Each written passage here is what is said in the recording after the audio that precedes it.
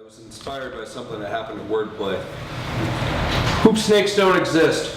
When I was a little boy, my Appalachian grandma told me about the hoop snakes in the holler. They would grab their tails and roll through the hills. It's an old wives' tale told by a widow. And one day at WordPlay, I was trying to help, name deleted to protect the innocent, learn how to tell time. First graders don't know times tables, they don't know fractions. I spun the hands on a cardboard clock, but she told me, that don't apply to me. And I remembered learning to tell time and my granny telling me about hoop snakes and explaining that o'clock means of the clock, but even back then, nobody said that.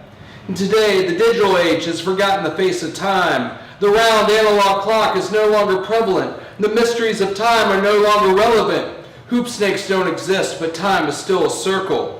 360 degrees measured in 12 numbers. A little hand multiplies by 5, 60 minutes in an hour, 60 seconds in a minute. Time is a spinning carnival ride, and each day the earth rotates on its axis. Each year the earth circles the sun.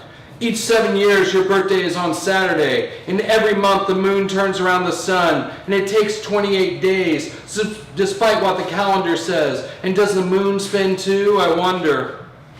Interlocking orbits like the intermesh gears of a watch, 360 degrees in a circle, 365 days in the year. Orbits are elliptical, that's why the math is imperfect. 6 squared is 36, times 10 is a perfect circle. Add a leap year and watch the moon.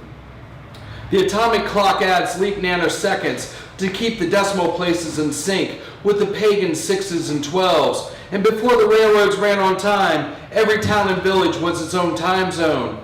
And time was measured in shadows. The phases of the moon are produced by the shifting shadow of the earth. The simplest clock is a sundial. The showdown takes place at high noon. The burial is at sunset. And we no longer measure time in circles. We no longer say quarter to midnight. It is simply 11:45. But my favorite speed to drive is 60 miles per hour, a mile a minute, because time travel is possible. We're just stuck on a one-way street. But back in the day when I lived in Dayton, Indiana didn't save daylight. So it was possible 6 months out of the year to drive to Richmond and arrive before you left. Of course, coming back took 2 hours.